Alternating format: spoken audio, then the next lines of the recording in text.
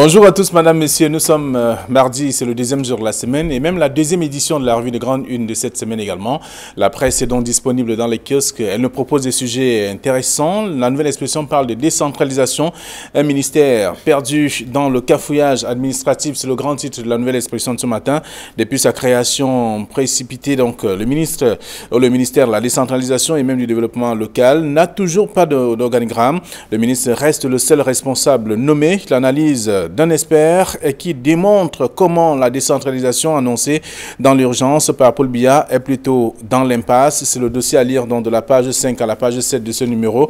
Le même journal parle également du monument Oumniobé, regard croisé des leaders d'opinion. C'est ce que dit le journal ce matin, avec notamment des cadres des formations politiques tant du régime que de l'opposition qui accordent bien entendu de l'espace, et également des acteurs de la société civile qui sont aussi nombreux à réagir à la suite notamment de l'acte posé par le canton Bel.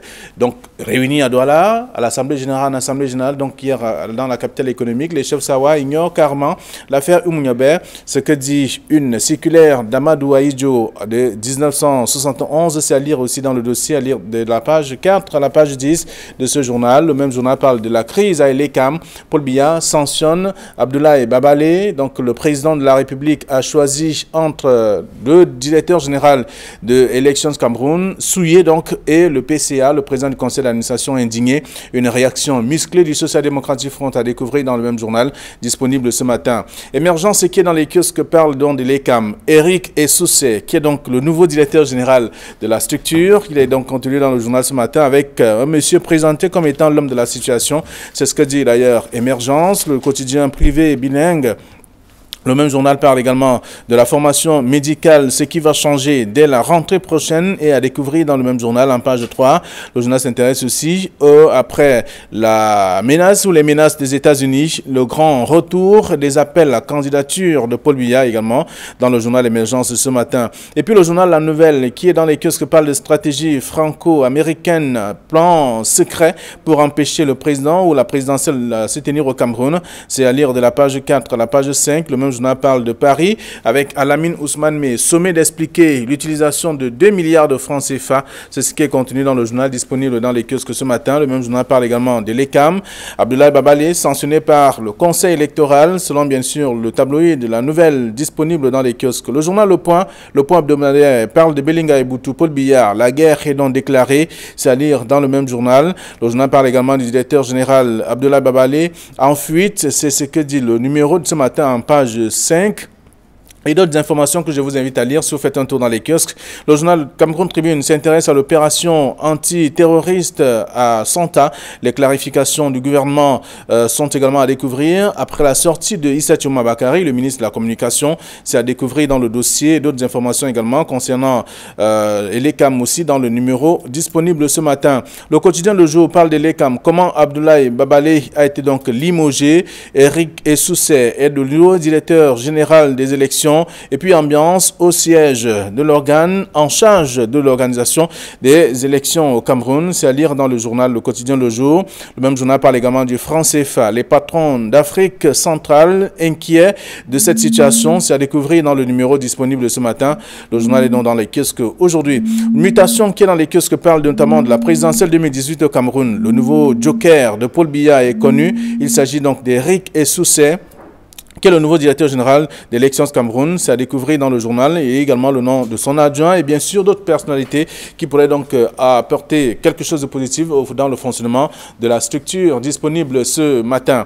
Le journal le financier d'Afrique qui est dans les kiosques s'intéresse donc parle donc de monnaie électronique avec 4700 milliards de francs CFA de transactions en CEMAC en 2017. C'est ce que dit le journal. Mais le Cameroun est donc en tête des pays qui ont donc utilisé l'argent ou le transfert d'argent, beaucoup de transactions également évoquées par le journal. Le journal s'intéresse aussi à d'autres sujets que je vous invite à découvrir avec les experts qui suggèrent l'approche PPP en Afrique. Qu'est-ce que cela veut dire? De toute façon, des explications sont contenues dans le journal en page 7 de ce numéro disponible dans les kiosques ce matin. Un autre journal, c'est Old News qui parle de l'armée qui neutralise un gang redoutable au service des sécessionnistes à Santa. Toutes les révélations aussi importantes à lire également avec la situation de Mansour BBC condamné à 15 ans de prison. Donc ferme, voilà ce que la presse nous propose ce matin, celle que nous avons reçue à notre rédaction. Camille Nelly, bonjour. Bonjour Flavien Balondongo. Bonjour téléspectateurs de Kilox Télévision. Bonjour Casimir Désiré Tagné. Et bonjour à tous ceux qui comme moi, ont sursauté ce matin en lisant à la une d'un journal que Belling Boutou et Paul Biya, il y aurait une guerre déclarée et que ce serait Belling Boutou qui aurait instrumentalisé l'ambassadeur américain à sortir de ses gonds. Non, vraiment, quand la presse joue à ce genre de jeu, imaginez Belling Boutou qui a été pendant plus de 20 ans dans l'ombre de Paul Biya et à son oreille, qui maintenant, pour peu qu'il soit sorti, se met à se liguer contre lui, même avec des Américains. Ça devient tout simplement surréaliste dans ce pays. Très bien. Avec vous également sur ce plateau, Casimir Désiré Tangé, bonjour. Bonjour Flavien, bonjour Camille et bonjour à tous les téléspectateurs. Très bien. Avec vous, donc, nous allons tout au moins parcourir quelques sujets proposés par la presse. On parle notamment de la décentralisation avec un ministère perdu dans le cafouillage administratif. C'est exagéré pour la nouvelle expression? Moi, je ne pense pas que ce soit exagéré. Moi, je pense que la nouvelle expression a marqué un gros point en rencontrant un expert, justement, en matière de décentralisation, qui s'émeut, comme tous ceux qui attendaient beaucoup de choses depuis la création d'un ministère de la décentralisation, qui s'émeut du fait que ça ne bouge toujours pas. Il y a le ministre a été nommé, il y a son secrétaire particulier qui a été nommé, et puis plus rien, rien d'autre. Il n'a pas de personnel, il n'a pas de conseiller technique. Il utilise provisoirement l'ancien personnel du ministère de l'administration territoriale et de la décentralisation, et même mieux, il n'a même pas encore de ministère, puisqu'il squatte encore l'un des bureaux du ministère de l'ancien Minat. Donc, moi, je pense que voilà une illustration de cette léthargie, de cette espèce d'inertie qui fait qu'on nomme un ministre qu'on attendait depuis 20 ans, il est nommé et puis plus rien. Il n'y a pas de bureau, il n'y a pas de personnel, il n'y a rien. Mais ce que l'on retient, et on l'a vu de temps en temps dans les journaux, on a lu de temps en temps que le ministre de la décentralisation est allé faire un tour à l'extrême nord, est allé faire un tour à l'est, mais on ne dit pas exactement avec qui, pourquoi et dans quel contexte. Aucun expert n'a été nommé à côté de lui, aucun spécialiste des affaires de décentralisation, rien depuis 3 mois qu'il est nommé. Donc moi je pense que cela démontre tout simplement cette inertie dont on parle. Et des structures comme celle-là, vous savez très bien que le Conseil économique et social, qui n'a qu'un président, mais qui ne fait rien, dont on ne sait rien. Alors, on va se retrouver avec un ministère de la décentralisation attendu depuis 20 ans, mais depuis qu'il est en place, il n'y a plus rien du tout. Mais il y a quand même eu un service qui s'occupait de la décentralisation, Minat, qui aujourd'hui pouvait permettre à ce que les choses avancent quand même dans ce sens. Mais le ministre est seul, le ministre a été nommé seul, aucun personnel n'a été nommé à côté de lui, il n'y a que son secrétaire particulier. Alors, il y avait un ministre délégué à l'époque quand même. Oui, mais là maintenant, il n'y a que ministre de la décentralisation, et c'est ça qui fait sursauter des experts comme Tuente, qui a relevé cela et qui attendait justement parce que depuis 3 mois, tous les autres ministres qui ont été nommés sont à pied d'œuvre. Ils sont en train de travailler, ils sont en train de résoudre les problèmes qui étaient là, mais le nouveau ministre de la décentralisation, le nouveau ministre du nouveau ministère de la décentralisation, lui, il n'a même pas de personnel. C'est tout simplement aberrant. Alors, que peut-on attendre d'un ministère qui travaille avec un bureau et un personnel d'emprunt, même pas un secrétaire général? L'organigramme n'est pas encore établi. C'est une curiosité camerounaise, hein, Flavien, ça ne devrait même pas vous surprendre parce que le Cameroun est habitué à ce genre de choses. Figurez-vous, lorsqu'on a créé le Conseil constitutionnel avec la Constitution de 1996, vous avez vu combien de temps il a fallu attendre pour la mise sur pied de ce Conseil constitutionnel. Au sorti de son discours, dans son discours du 31 décembre 2017, Paul Biya avait bien dit qu'il va accélérer la décentralisation au Cameroun. Si accélérer la décentralisation au Cameroun veut dire tout simplement créer un ministère, nommer un ministre et plus rien. C'est donc la manière du Cameroun d'accélérer la décentralisation. Mais dans tous les cas, vous avez bien vu juste, hein, Flavien, la nouvelle expression également. Jusqu'à maintenant, c'est un ministère qui fonctionne pratiquement avec deux personnels officiellement connus, à savoir le ministre et son secrétaire particulier. Même dans les villes, dans les départements, dans les régions, on n'a pas encore l'ombre d'une seule plaque d'un ministère de la décentralisation locale. Donc il n'y a pas encore une délégation connue. Il nous est revenu qu'on a mis sur pied, on aurait mis sur pied une commission chargé de faire une étude sur la décentralisation. Dans cette commission, il semble qu'il y a 2 maires, et en l'occurrence, Maître Fampou Denis, qui est maire de Douala 2e, qui serait membre de cette commission, qui serait en train de réfléchir sur l'organigramme de la décentralisation et sur les missions même qui seront dévolues à ce ministère. Vous avez bien vu que entre le discours du 31 décembre et la nomination du ministre le 2 avril, c'est le 2 mars. Le 2 mars, il a fallu attendre 3 mois. Maintenant, entre l'organigramme et la nomination de ce ministre, il faut encore attendre au moins 3 mois. Et je peux même vous dire que jusqu'ici, la simple abréviation du ministère, comme par exemple on dit ministère des enseignements secondaires, ça s'appelle MINESEC. La simple abréviation du ministère de la décentralisation et du développement local. Un acte qui ne prend pas 2 secondes pour réfléchir, jusqu'ici n'est pas encore trouvé. Donc vous voyez, c'est du leurre, c'est des chimères qu'on vend aux Camerounais et on attendra longtemps. Je prie seulement les Camerounais de continuer à attendre. C'est ce qui fait dire à certains que la création de ce ministère a été précipitée. Moi je dis que quand M. Tchuen, comme Tchuen le dit, il le dit à raison. La création a été précipitée. Le président de la République a fait son discours en décembre. 3 mois plus tard, il nomme un ministre de la décentralisation. Et puis bon, maintenant on attend. Il nomme sans que ce ministère, ou la vocation de ce ministère, ou les missions de ce ministère, ou les plans d'action de ce ministère aient été déterminés. C'est précipité et on se retrouve maintenant dans une impasse. On attend. Pourtant, la décentralisation est en train d'être accélérée. Accélérée. Elle est accélérée parce qu'elle a un ministère maintenant. En tout cas, c'est un ministre et son secrétaire particulier. Très bien. C'est à lire dans la Nouvelle Expression, de la page 5 à la page 7, parlant notamment de ces ministères perdus dans le cafouillage administratif. C'est le grand titre du journal La Nouvelle Expression. Le même journal parle également de la crise à Elekam. Paul Biya qui sanctionne Abdoulaye Babali. Oui. C'était une sanction?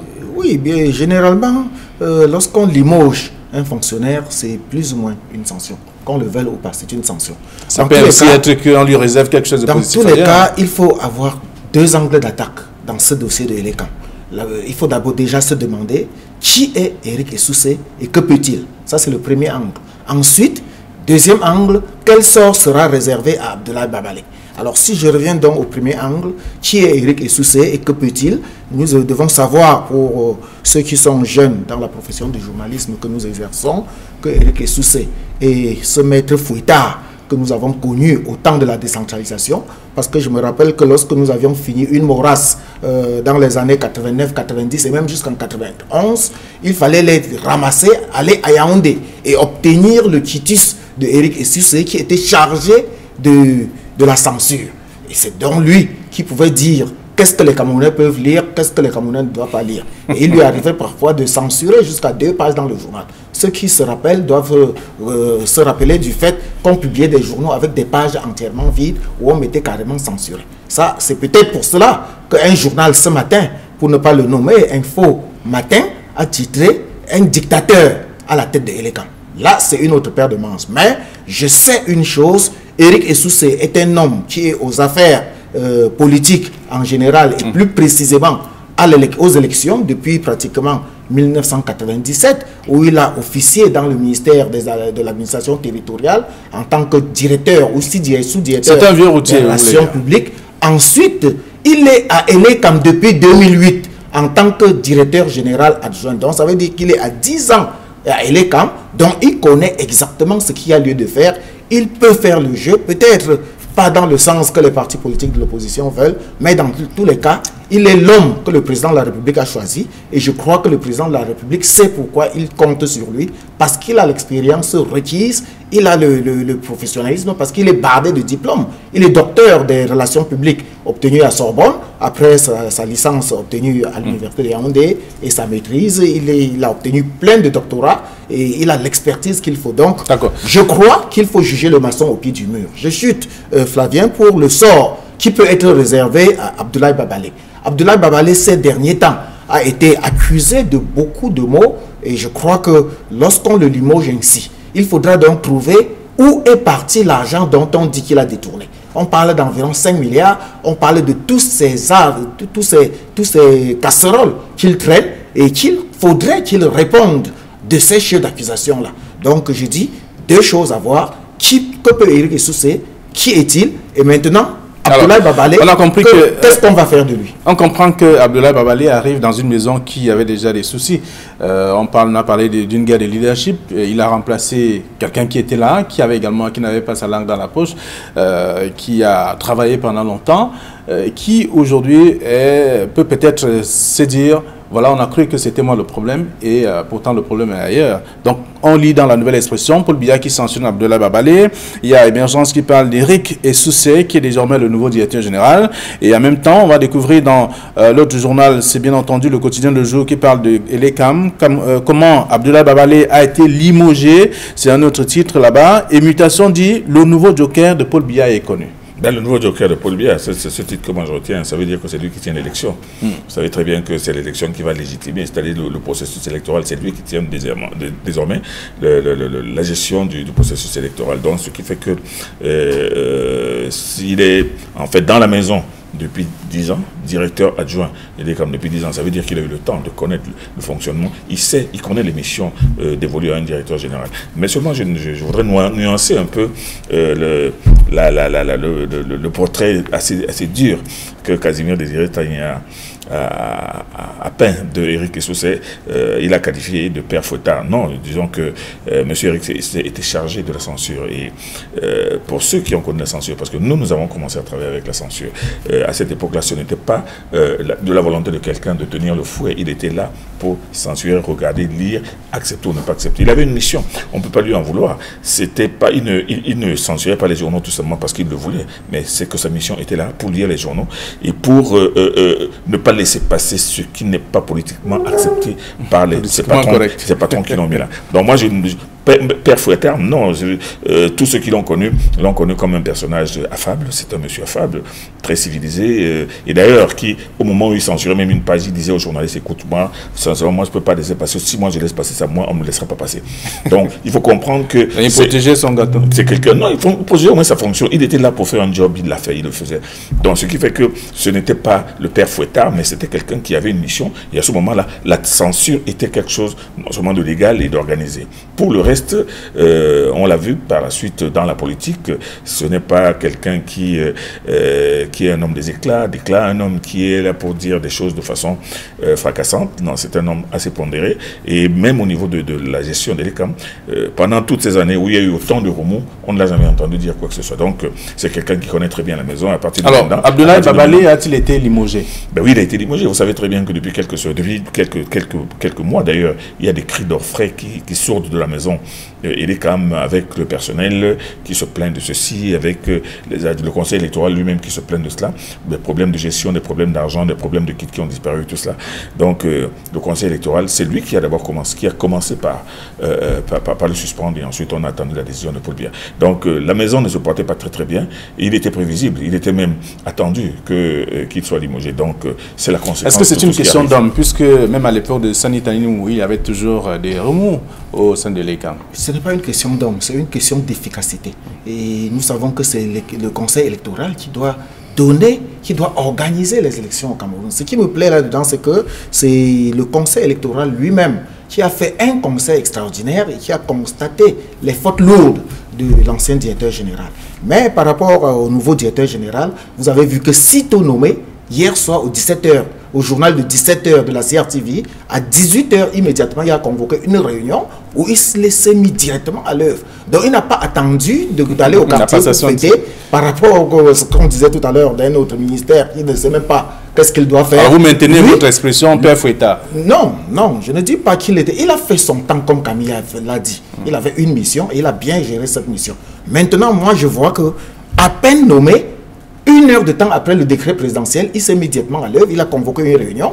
Il n'est pas passé à la fête comme certains le font, où dès qu'on les nomme, ils commencent à aller dans leur village, à organiser des festins de gauche à droite. L'heure n'est pas à la fête. Il aura le temps de faire, surtout qu'il y a beaucoup d'élections. Il y a les élections législatives, municipales, présidentielles et même régionales qui peuvent avoir lieu avant la fin de cette année 2018, si on respecte le calendrier. Alors, mutation par le présidentiel 2018 avec le nouveau joker de Paul Biya, c'est ce qu'on lit à la une du journal. Vous pouvez davantage lire après avoir fait un tour dans les kiosques.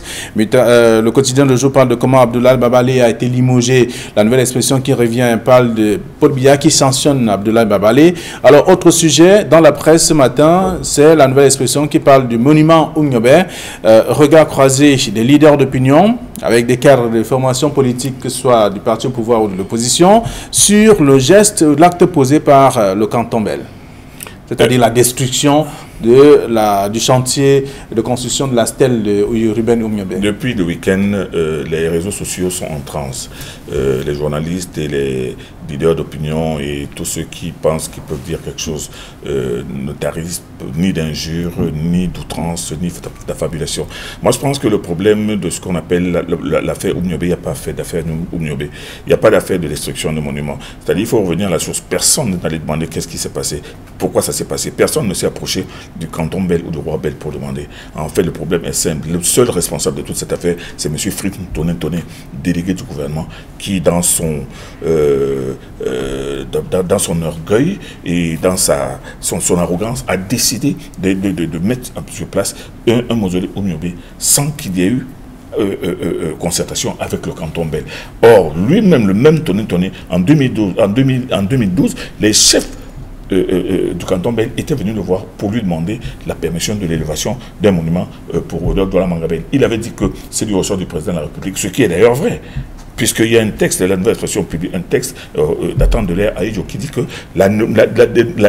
l'adressage des rues et la création de mausolées dépendent du président de la République. Mais cette fois-ci, il a décidé d'aller unilatéralement mettre un mausolée au Oumniobé. C'était sous la pression, sous la pression des Sama. La pression de Sama. Et les autres ne sont pas allés. Ceux qui avaient fait la demande, par exemple. La pression d'une seule personne, moi je ne pense pas. Écoutez, à Bona Prison, il y a une rue Oumniobé. Allez demander. Le problème, ce n'est pas un problème de Douala contre Oumniobé, le Bassa, de Douala contre Oumniobé. Non, moi j'ai entendu hier, les Douala assassinent Oumniobé, les Douala ont fait ceci. Moi, ce que je n'ai pas du tout apprécié, et qui est honteux dans ce pays aujourd'hui, où on réalise que les choses sont devenues tellement fragiles que les gens peuvent sortir des matières pour n'importe quoi. Il y a des gens, on a déjà entendu des choses terribles j'ai lu des choses terribles dans les journaux. J'en ai même entendu un qui a dit que les Douala ne sont pas d'ici. Il y a ce matin même encore un journaliste pour qui j'ai beaucoup d'estime, qui a dit qui s'est demandé à qui appartient la ville de Douala, en rappelant que non, les Douala sont arrivés ici au XVIe siècle, ils ont trouvé les Bassa. Mais quand on entend des choses comme ça, cela veut dire quoi? Cela veut dire qu'il faudrait qu'on renvoie les Douala d'où ils viennent. Mais est-ce que c'est pas la manière qui fait problème? Non, en renvoyant les Douala, à ce moment-là, tout le monde au Cameroun va retourner quelque part. On dit que les Bassa viennent d'Égypte, ils retournent. On dit que les Bamileki viennent du Soudan, on dit que les Poulbé viennent du Fouta Djallon. Chacun va repartir. Mais ce que je veux dire, ce n'est pas une question de manière. Le chef Bel a estimé que vous ne pouvez pas venir. Et puis ils n'ont pas cassé le monument. Ils ont cassé la petite barrière. C'est un béton, ils n'ont pas eu de la matière pour détruire. Non, ils ne pouvaient pas. En contreplaqué pour marquer leur refus de cela. Mais le problème, c'est que le délégué du gouvernement, qui est responsable de tout cela, jusqu'à présent n'a rien dit du tout. Au contraire, il est tenté de se rapprocher. Aujourd'hui, en culpabilisant les Douala, en culpabilisant les chefs traditionnels, non, ce n'est pas à ce niveau qu'il faut prendre le problème. Il faut demander qu'est-ce qui s'est passé, pourquoi en est-on arrivé là. Mais est-ce qu'il y a un problème entre les Douala et Ruben Douala Mangabel? Non. Est-ce que vous savez qu'il y a des jeunes sortis de Comodo qui ont failli aller brûler la chefferie Bel dimanche soir? Très bien. Est-ce que la presse nous permet de comprendre de quoi il est question aujourd'hui? Oui, la presse nous permet de comprendre. Oui. Il faut bien lire la presse entre les lignes. Je crois que ce n'est pas un problème de tribalisme qui se pose. Il faut éviter cela. Il s'agit d'un acte posé tout simplement pour attirer l'attention du délégué du gouvernement sur certaines décisions qu'il devrait prendre. Et que pour prendre, il a le droit et même le devoir de consulter certaines bases. Il est vrai que c'est une délibération du Conseil de la communauté qui lui donne officiellement les pouvoirs. Mais officieusement, il a le devoir de consulter les chefs Sawa qui devraient se lever un matin et voir un monument dans leur nez. Mais dans tous les cas, vous avez dit tout à l'heure que c'est la manière qui fait problème. Parce que dans tous les cas, les chefs du canton Bel ont mis un peu les autorités en difficulté. Parce que, souvenez-vous, Blaise Sama a fait la prison parce qu'il avait bousculé ou bien il avait arraché la décapité le monument de tête du monument Leclerc. Ouais. Bois-Massok a fait la prison tout simplement parce qu'il avait mis des écriteaux. Il n'avait même pas détruit. Il avait mis des écriteaux sur le monument de l'éclair au niveau de Bonanjo. Alors, y a-t-il une loi pour certains et une loi pour les autres? Pourquoi doit-on faire 2 poids 2 mesures? Et on se retrouve face aux chefs traditionnels. Faut-il les arrêter comme on avait arrêté André Blaise de Sama ou bien Bois Massok? C'est ça le problème. Et ça ne peut pas être confortable de se voir qu'on soit en train d'arrêter des rois, des chefs. Parce que chez nous, à l'Ouest, le chef est un homme sacré. Tous ses actes sont sacrés. Sa parole est sacrée. Tout ce que le chef fait est sacré. Alors, quand on se retrouve ici avec des chefs qui posent des actes qui mettent les gens en difficulté, c'est là le problème. Et moi, je dis, pour chuter, que cette histoire du monument Omniobé devrait permettre de régler définitivement les histoires des monuments des nationaux et des héros nationaux. Aïdjo, pourquoi ne mériterait-il pas un monument? Les Ernest Wandier, pourquoi ne mériterait-il pas des monuments?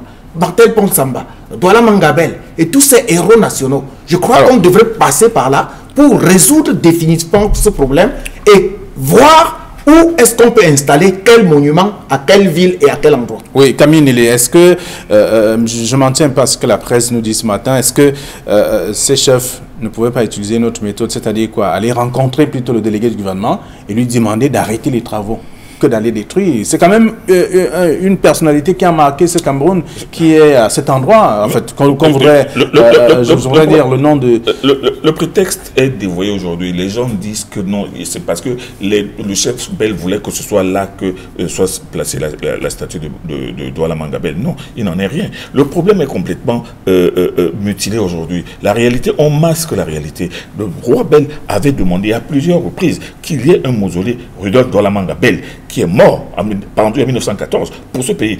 Mais j'ai même entendu quelqu'un qui dit que non. Alors le dossier a été introduit à la communauté urbaine. On a parlé pratiquement de plus de 300 millions ou milliards, quelque chose qui devait être du genre. Mais pour dire qu'il n'y a pas eu de suivi par la suite, selon des informations qui devait suivre. Les personnes qui ont introduit le dossier à la gouvernement a dit que cela relève du chef de l'État. C'est ça, la goutte d'eau, c'est ça le véritable problème. Qu'on ne culpabilise pas le chef traditionnel, qu'on ne culpabilise pas les Douala, qu'on n'en fasse pas un problème tribal entre les Bassa et les Douala. Parce que j'entends des Bassa qui disent des choses extraordinaires. Un a posé la question que la ville de Douala appartient-elle au Douala. Donc moi je dis sincèrement, il ne faudrait pas que, à cause d'un problème, d'un différend, et peut-être même d'une situation qui est justifiable, que les gens sortent des machettes et sortent des propos qui vont au-delà de leurs pensées et qui mettent justement en danger le vivre ensemble. Qu'on ne dise pas que les Douala retournent au Congo ou que les Bassa ont commis l'erreur d'accueillir les Douala. Au XVIe siècle, quand les Douala arrivaient ici, est-ce qu'il y avait une nation camerounaise? Ou en 1914, quand Rudolf Douala Mangabel mourut, parce que quelqu'un a dit ce matin que Rudolf Douala Mangabel est mort pour le plateau Jos, ou mieux est mort pour tout le Cameroun. En 1914, le Cameroun était réduit à quoi? À la ville de Douala qui s'appelait Cameroun-Stadt. Donc j'ai même entendu le fils d'un illustre historien qui commence à, parce qu'il veut exister à partir du nom de son père, il dit que lui il a honte. Il a honte de quoi? Il faut même dire que ce n'est pas un problème typiquement Douala. C'est un problème national. Je suis d'accord. C'est pour ça que je dis, ça ne devrait pas être une histoire où le délégué du gouvernement de Douala décide comme il veut. Ça devrait venir du ministère de la Culture ou bien d'un autre ministère de Yaoundé. Et lui, au moment de poser ce mouvement, il se met d'accord avec quand même les autorités. C'est pour ça que je dis que Martin Paul Samba mérite un monument, peut-être. D'accord, alors vous l'avez déjà dit, mais je propose que les lecteurs aillent découvrir ce que la presse... Mais ce qu'ils vont découvrir, c'est des points de vue, et des points de vue outrés. Justement, des points de vue, donc, et qui sont déconnectés de la réalité. Les vues sont toujours subjectives. C'est dans la presse, Camille. Vous laissez quand même, c'est pour ça qu'on chacun fera son analyse. Les commentaires sont libres, mais les faits restent sacrés. Très bien. Alors donc, c'est dans la nouvelle expression, le dossier de la page 4 à la page 10, parlant du monument de Omniobé, regard croisé des leaders d'opinion. Je vous invite à lire tout cela dans la presse ce matin. Alors, on va terminer avec Cameroun Tribune qui parle de l'opération antiterroriste à Santa avec les clarifications du gouvernement sur cette question. Plusieurs personnes ont été tuées, il y avait des manifestations, il y a eu également des actions qui étaient en vue pour déstabiliser, selon bien sûr le ministre de la Communication, déstabiliser le Cameroun. On ne le dira jamais assez, Flavien. La mort d'homme est toujours quelque chose d'affreux, d'atroce. On ne permettrait pas, qu'ils soient des sécessionnistes, des terroristes ou n'importe quoi. La mort d'homme est toujours atroce. Et vous voyez, mais ce qui est curieux dans cette histoire, c'est que des sécessionnistes, il faut les appeler ainsi, viennent s'installer carrément dans un hôtel avec des armements, avec tout ce que cela comporte, sans que cela n'émeuve personne, sans que les autorités, les responsables de l'hôtel n'aient eu le temps de dénoncer quoi que ce soit. Je crois que c'est ça le rôle d'un hôtel. Les hôtels doivent aussi servir de sécurité, servir de tampon entre les autorités chargées de la sécurité et le gouvernement. Parce que lorsque vous arrivez dans un hôtel, vous êtes obligé de décliner et votre identité et le contenu de vos biens et de tout ce que vous amenez à l'hôtel. On se retrouve dans un hôtel où il y a des armes et tout cela. Je crois que c'est vraiment un peu trop grossier et l'armée a bien fait de neutraliser. Mais là où l'armée pouvait tout simplement encadrer ces hommes-là, je ne sais pas si il faut les... Alors vous voulez dire les innocents ont également perdu la vie dans cette innocents ont sûrement perdu la vie dans cette histoire et c'est là ce que nous déplorons. Au Casimir Désiré Tanyika, mon tribune a parlé de ce problème et surtout a exprimé le point de vue du ministre de la Communication qui a tenu à éclairer parce que les photos de ce clash entre l'armée et les groupes armés, parce que moi je continue à les appeler les groupes armés, ont fait le tour d'abord des réseaux sociaux avant d'arriver. Mais seulement il y a un journal, d'ailleurs vous l'avez vu tout à l'heure, c'est Hot News, qui a fait une enquête, qui a été sur place à Santa et qui pour chercher à savoir ce qui s'est passé, comment ça s'est passé. Et ce journal raconte comment une horde de jeunes armés est arrivée dans ce village, a kidnappé des gens, a commencé à aller molester, à occuper un hôtel, a pris des poules, pris des bœufs. C'est-à-dire qu'il s'est servi exactement comme un territoire conquis. Et cela rejoint ce que j'avais dit il y a quelque temps. Cela rejoint que cette histoire de ces va amener la multiplication de bandes armées qui arrivent, qui s'installent, qui prennent ce qu'ils veulent et qui font leur petit territoire. C'est ce qui est arrivé en Côte d'Ivoire, c'est ce qui est arrivé en Somalie et c'est ce qui est en train de vouloir nous arriver ici. Hot News a donné un éclairage aveuglant sur cette situation, sur la vérité. Mais seulement, souvenez-vous, Flavien Walondongo, pendant le week-end, on nous avait montré ces photos affreuses en disant que l'armée fait un carnage. L'armée fait un carnage avec des gens qui étaient armés, qui avaient des armes de guerre et qui avaient pris en otage tout un village qui est en train de violer des jeunes filles. Et même quand l'armée est arrivée, au lieu de se rendre, ils ont commencé d'abord à tirer sur des otages. Il y a des otages qui ont été tués avant que l'armée même n'arrive. Donc l'armée a eu un clash avec un groupe armé. Parce que ce groupe armé, qui vous dit qu'il était sécessionniste? C'est tout comme il y a une vidéo qui circule dans le net avec 7 ou 8 jeunes qui sont en train de marcher sur la route de Limbe avec des armes et qui disent que non, c'est fini pour Biad. Donc moi je dis que cette histoire-là, l'armée vient de réaliser un gros morceau de bravo en neutralisant de dangereux individus faisant partie d'un groupe. Mais moi je passais à dire qu'il faut toujours faire attention avec le mot sécessionniste. Très bien. Donc, on peut lire tout cela dans la presse également ce matin. Nous allons sortir de l'émission, chers messieurs, peut-être en disant un truc sur les examens officiels qui ont débuté hier. Oui, parce que déjà ce matin, le baccalauréat a démarré. Et hier, le JCA a démarré. J'ai l'impression que les choses se passent un peu mieux cette année que l'année dernière par rapport à cette crise anglophone. Il y a eu la délocalisation, en tout cas, de certains candidats. Beaucoup de candidats du sud-ouest et du nord-ouest se sont déversés dans les régions voisines et je crois que c'est tout à fait normal. Nous leur souhaitons tout simplement bonne chance, bon courage et on attend le résultat. Pas que le jour des résultats, les larmes. Non, les larmes ne couleront pas de toute façon. Merci à vous, chers messieurs, et également vous. Il vous reste juste à faire un tour dans les kiosques et être au parfum de l'actualité. Merci, bonne journée, bon retour.